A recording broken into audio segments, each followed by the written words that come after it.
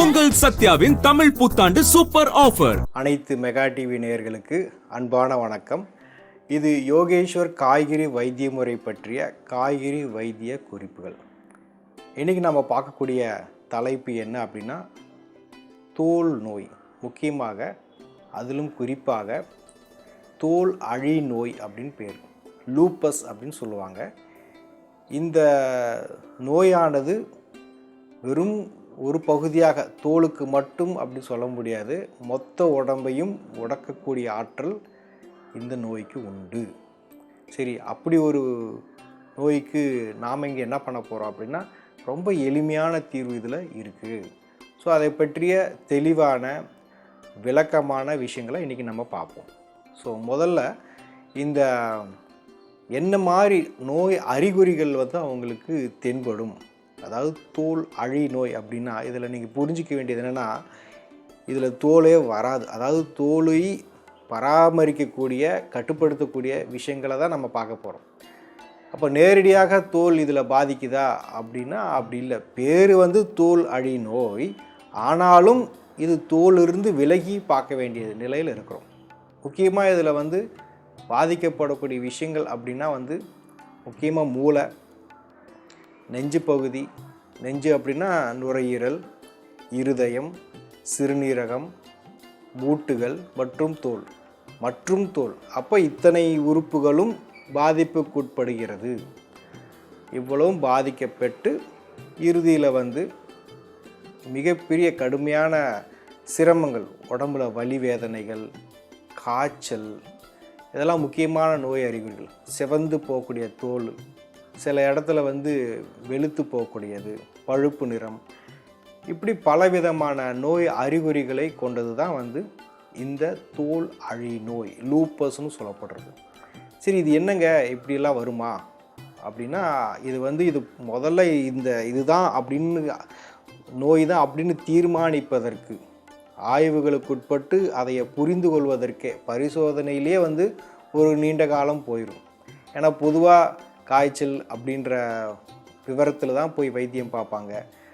காலப்போக்கில் ஏன் இது பல இடத்துல பாதிக்குது அப்படின்ற யோசனையிலையும் கேள்வியிலையும் இறுதியாகத்தான் இதுக்கு ஒரு பரிசோதனையில் வந்து கண்டுபிடிப்பாங்க. ஸோ அது வரைக்கும் சிரமம்தான். ஆனாலுமே நாம் வந்து பொதுவாகவே யாராவது நமக்கு இந்த மாதிரி தொடர்பு கொண்டு, இது மாதிரி குழந்தைகளுக்கு காய்ச்சல் ஆயிடுச்சு, பெரியவங்களுக்கு காய்ச்சலாக இருக்குது, யாருக்கு எந்த மாதிரி இருந்தாலும் முதல் உதவியாக நம்ம என்ன சொல்லுவோன்னா, கொத்தவரங்காயும் எலுமிச்சம்பழத்தையும் ரெண்டையும் போட்டு அரைச்சி வடித்து குடிக்க சொல்கிறோம். இது வந்து பொதுவாகவே நம்ம யாருக்காக இருந்தாலும் இதாக சொல்கிறோம். ஏன் அப்படின்னா, இது ஒரு முதல் உதவியாக இருக்கும். பின்னாடி வந்து அது என்ன அப்படின்னு சொல்லிட்டு குறிப்பறிந்து அதனுடைய அறிகுறிகளை வச்சு பார்க்குறது சரியான தீர்வு தான். இருந்தாலுமே உடனடியாக அந்த ஒரு கொடுமையான சூழலிலிருந்து அவங்களை காப்பாற்றுறதுக்கு அவசர உதவியாக இந்த கொத்தவரங்காயும் எலுமிச்சம்பழத்தையும் நம்ம சொல்லுவோம். பொதுவாகவே மருத்துவம்னா நம்ம மொத்த மருத்துவ உலகத்தையும் சொல்லுவோம். எல்லா விதமான மருத்துவ உலகமே ஒரு குறிப்பிட்ட ஒரு மண்டலத்துக்குள்ளார போகிறதுல சில சிரமங்கள் இருக்குது. அது 2 மண்டலம். அது என்ன மண்டலம் அப்படின்னா, ஒன்று வந்து நரம்பு மண்டலம், இன்னொன்று வந்து சுரப்பி மண்டலம். இந்த 2 மண்டலத்தையும் அணுகுவதோ அல்லது அதில் சீர்கேடு ஏற்பட்டு அதை சீர்திருத்துவதோ, ஒரு மாற்றங்களை கொண்டு வர்றதோ அல்லது அதை பராமரிப்பதோ என்பது ஒரு சாதாரண விஷயங்கள. சுரப்பிகளை எப்படி கையாளுறது,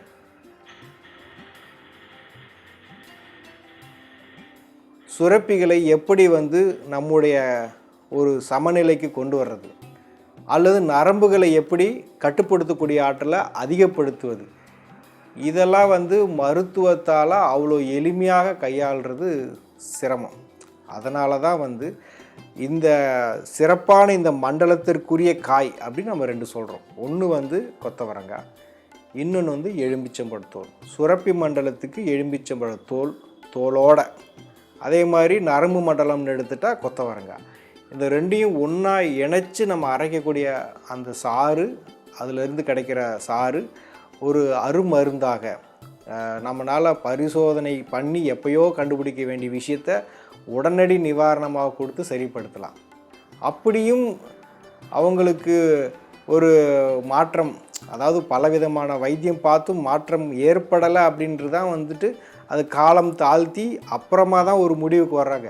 அப்போ இவ்வளோ வெகு காலம் வந்து பாதிப்புக்குட்பட்டு அப்படியே கண்டறிந்தாலும் அதற்கு தீர்வு இல்லாமல் சிரமங்களுக்கு உட்பட்டு இறுதி வரைக்குமே அவங்களுடைய வாழ்க்கை கேள்விக்குறியாக தான் இருக்குது. சில ஆண்டு கணக்காக இதில் பாதிக்கப்பட்டு வாழ்ந்துட்டுருக்குறாங்க. இதெல்லாம் ஒரு எளிமையான தீர்வு என்னென்னா கொத்தவரங்காய் மற்றும் எலுமிச்சம்பழம். அதான் நம்ம முன்னாடியே சொன்ன மாதிரி இது தோல் சம்மந்தப்பட்ட பாதிப்பா அப்படின்னா இது தோல் எங்கே இருக்குது அப்படின்னா நம்ம முன்னாடியே சொல்லியிருக்கோம், தலையிலிருந்து கால் வரைக்கும் எல்லா மண்டலத்திலுமே தோல் இருக்குது. உதாரணத்துக்கு இப்போ நுரையீரல் இருக்குன்னு வச்சோம், நுரையீரலை அதை முழுமையாக பாதுகாப்புவதற்கு அதுக்கு மேலே ஒரு உறை இருக்கும் தோல். இருதயத்துக்கும் அதே போல் ஒரு மேல் உறை இருக்குது தோல். இருதயத்துக்குள்ளாரையும் ஒரு தோல் இருக்குது, நுரையீரலுக்குள்ளாரையும் ஒரு தோல் இருக்குது. இரத்த நாளன்னு எடுத்துட்டால் உள்ளுக்குள்ளாரையும் ஒரு தோல் இருக்குது, மேலேயும் ஒரு, எல்லா உறுப்புகளுமே அதன் இடத்துல இருக்கக்கூடிய அந்த இடத்துலையே அதுக்கு வந்து உள்ளேயும் மேலேயும் உள்ளும் புறமும் ஒரு கவசமாக இந்த தோல் வேலை செய்யுது.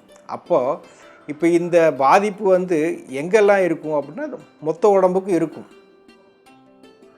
இப்போ மொத்த உடம்புனா நம்ம ஏற்கனவே சொன்ன மாதிரி தலையிலிருந்து நெஞ்சு பகுதி, வயிறு, கால், மூட்டு, தோல். அப்போ இதில் எந்த பகுதியை நம்ம வந்து விடுபடலாம் அப்படி சொல்ல முடியாது, மொத்த உடம்பையும் பாதிக்குது. அதுலேயும் மிக முக்கியமாக நம்மளுடைய சுவாசம். ஏன்னா நெஞ்சு பகுதிங்கிறப்ப சுவாசத்தினுடைய அந்த ஒரு பாதிப்பு, மூச்சு திணறல், இந்த விஷயங்கள் எல்லாம் வந்து சீர்படுத்துவதற்கு உண்டான ஒரு அருமையான திட்டம் தான் இந்த கொத்தவரங்காய் எலுமிச்சம்பழம் தோலோடு அரைச்சி குடிக்கிறது. இதில் இன்னொரு பங்கு முக்கியமாக நம்ம கவனிக்க வேண்டியதுன்னா, இது மனோவியல் சார்ந்த ஒரு சிக்கலையும் நம்ம வந்து கருத்தில் கொள்ளணும். அடிப்படையாக வந்து நம்ம வாழ்வாதாரத்தில் வந்து ஏதாவது பாதிப்பு ஏற்பட்டு அன்றாடம் செய்யக்கூடிய வேலையில் ஏதாவது சுணக்கம் ஏற்பட்டு அதனால் நம்முடைய எதிர்பார்ப்புகளும் அந்த மனசு வந்து பாரமாயிட்டு ஸ்ட்ரெஸ்ஸு, மன அழுத்தம் காரணமாகவும் இந்த ஒரு சுரப்பிகளுடைய தடுமாற்றம், நரம்பு தடுமாற்றம் வரலாம். அப்போ இது வெறும் வந்து முழுக்க மருத்துவம் வைத்தியம் அப்படிங்கிற தலைப்பில் சொல்ல முடியாது. இது இன்னமும் வந்து மனோவியல் சார்ந்த ஒரு விஷயமாகவும் நம்ம வந்து பார்க்கணும். இது ரெண்டாவது. மூணாவதாக நம்ம என்ன பார்க்குறோம் அப்படின்னா, கடுமையான மிகவும் வந்து எதிர்மறை பிராணன் கொண்ட உணவு. எதிர்மறை பிராணன் அப்படின்னா வந்து நெகட்டிவ் ஃபுட்டுன்னு சொல்கிறோம். அப்போ அந்த பட்டியலில் வந்து நம்ம சில அதிகப்படியான அசைவம் இந்த மாதிரிலாம் எடுக்கிறப்பையும் இந்த எஸ்எல்இ வந்து தூக்கும். அதனால் இதெல்லாம் நம்ம கவனத்தில் வச்சுட்டு எதிர்மறையான பிராணன் சக்தி கொண்ட உணவுகளை தவிர்க்கணும். அப்போ எல்லோரும் தானே சாப்பிட்றாங்க, அப்போ எல்லாருக்குமே வந்துடுமா? அதாவதுங்க, ஒருத்தருக்கு இப்படி வருது, வேறொருத்தருக்கு வேறு மாதிரி அறிகுறிகள் வரும். ஒவ்வொரு மனிதனுக்கும் ஒரு பலம் உண்டு, ஒரு பலகீனம் உண்டு.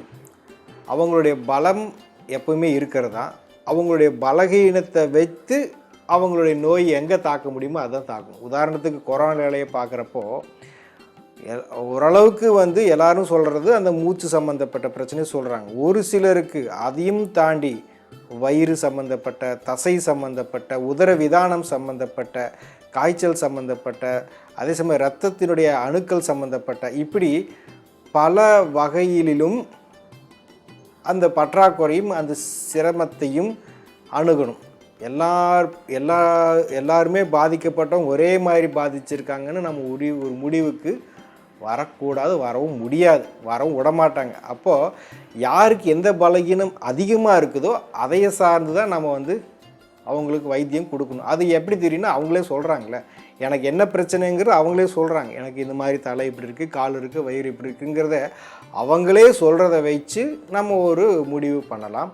அவங்க சொல்லக்கூடிய அறிகுறிகள் நிச்சயம் வந்து நம்ம கருத்தில் எடுத்துக்கணும்னு நம்ம பல பதிவுகளை சொல்லியிருக்கோம், இப்பவும் சொல்கிறோம். என்ன அப்படின்னா, ஒரு ஆய்விலிருந்து நம்ம தெரிந்து கொள்ளக்கூடிய விஷயம் எந்த அளவுக்கு முக்கியத்துவமோ அதை விட பல மடங்கு நம்ம எதுக்கு முக்கியத்துவம் கொடுக்கணும் அப்படின்னா நம்மளுடைய நோய் அறிகுறிகள். இந்த நோய் அறிகுறிகள் தான் வந்து நம்ம கருத்தில் ரொம்ப முக்கியமாக வச்சுட்டு செய்யணும். ஆக இந்த லூப்பஸ்ன்னு சொல்லக்கூடிய தோல் அழி நோய் அவ்வளவு சாதாரணமாக குணப்படுத்த முடியாது அப்படிங்கிற அந்த வட்டத்திலிருந்து விடுபட்டு இதை நம்மளால் சீர்படுத்தி நல்ல விதமாக வாழ முடியும் அப்படிங்கிற கட்டத்துக்கு நம்ம இந்த கொத்தவரங்காய் எலுமிச்சம்பழத்தை கொண்டு வர முடியும். இப்போது எலுமிச்சம்பழத்தை வந்து பார்த்திங்க அப்படின்னா அதை தோலோடு தான் நம்ம அரைச்சி வடித்து குடிக்க சொல்கிறோம். அதாவது கொத்தவரங்காய் ஒரு 20, ஒரு முழு எலுமிச்சம்பழ தோலோட ஒரு 5-6 வெத்தலை, இந்த 3ஐயும் ஒன்றா அரைச்சி வடித்து குடிக்க சொல்கிறோம். அப்போது ஒரு சிலர் சொல்கிறாங்க அது வந்து எலுமிச்சம்பழம் இருக்கிறதுனால எனக்கு இந்த அசிடிட்டி இருக்கிறதுனால அது சேர்த்தக்கூடாதுன்னு சொல்கிறவங்க அந்த எலுமிச்சம்பழ சாரை புழிஞ்சிட்டு தோலை மட்டும் கூட நம்ம போட்டு அரைச்சிக்கலாம். அடிப்படையாக வந்து அந்த மாதிரி எதுவும் நடக்கிறது இல்லை. எலுமிச்சம்பழத்தை அதோட சாரோடு போட்டு அரைக்கிறப்போ எந்த பாதிப்பும் யாருக்கும் வராது. எப்போவுமே வந்து பார்த்திங்கன்னா ஒன்று வந்து அந்த சாறு, எலுமிச்சம்பழ சாறு இருக்குது பார்த்திங்களா, அந்த சாறினுடைய வீரியத்தை யார் கட்டுப்படுத்துகிறா? அந்த தோல் தான் கட்டுப்படுத்துது. அப்போ அந்த சாரும் தோலும் ஒன்று சேர்ந்து எடுக்கிறப்போ எந்த பெரிய பாதிப்பும் நம்ம வராது. சாரை தனியாக நம்ம எடுத்துக்கும் பொழுது தான் அதனுடைய பாதிப்பு நமக்கு இருக்கும். ஒரு சிலருக்கு, எல்லாருக்கும் கிடையாது.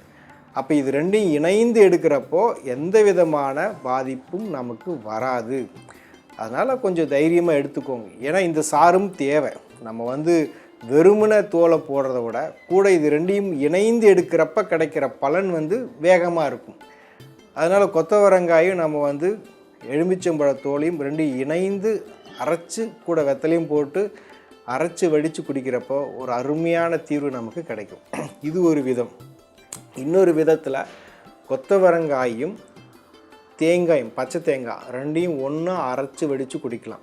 இந்த நிலை மிகவும் கடுமையாகுது அப்படிங்கிறப்போ அது இன்னும் மேலே பரவாமல் இருப்பதற்காகவும் இதை இன்னுமே வந்து நம்மளுடைய கட்டுப்பாட்டை தக்க வச்சுக்கிறதுக்கும் வந்து ஒரு நேரம் எப்படி வந்து நம்ம கொத்தவரங்காய் எலுமிச்சம்பழம் போடுறோம், இதுதான் அடிப்படை தேவை. கூடுதலாக இதை எடுத்துக்கலாம். என்ன அப்படின்னா கொத்தவரங்காயும் தேங்காயும் ரெண்டும் ஒன்றா அரைச்சி வடித்து குடிக்கலாம். அப்போ என்ன ஆகும்? அந்த வலி வேதனைகள் வந்து அதனுடைய வேகத்திலிருந்து குறைக்கலாம். இதுக்கு ஒரு நோய்க்குன்னா அந்த நோய் வந்து நோயோடு நிற்கிறது இல்லைல்ல, அது இன்னும் அடுத்தடுத்த நிலைக்கு போகுது. அந்த போகாமல் இருந்து அதை மீண்டும் பழைய நிலைக்கு கொண்டு வரத்துக்கு இது அவசியம் அப்படின்னு நம்ம சொல்கிறோம்.